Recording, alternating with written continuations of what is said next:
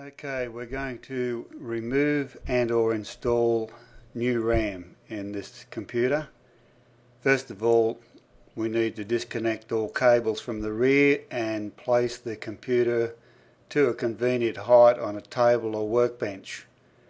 We now need to remove one panel only, and that's the right hand side with the computer facing away from you.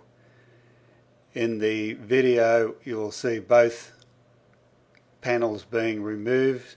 Not necessarily the case, it is the right one only, so as we can access the interior of the cabinet to remove or replace RAM modules. A Phillips head screwdriver is required, or a small socket.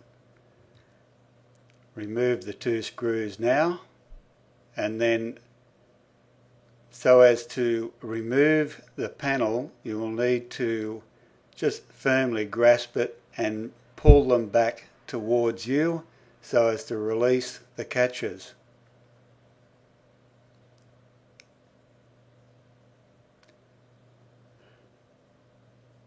You can see the interior of the cabinet coming up now.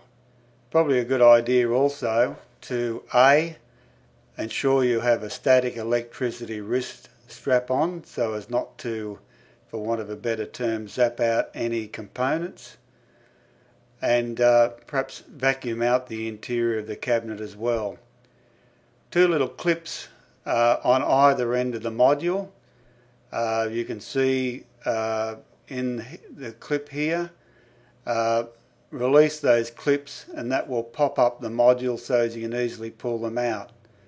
When inserting the new ones, you will find that, look at the gold leading edge, they can only be inserted one way.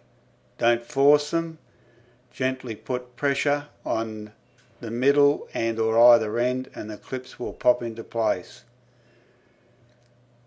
Please ensure that if you are replacing the leading module taken out just now with, let's say, a larger gigabyte capacity, let's say you're taking out 512 megabyte module and you're replacing it with a 1 gigabyte, make sure the larger capacity begins from the left hand side, that is the side closest to the processor. Job's done. You can then put the cabinet back together again, inserting the side and of course the two screws holding it on. At this point, of course, you can disconnect the static electricity wrist strap, do up the two screws, and job's done.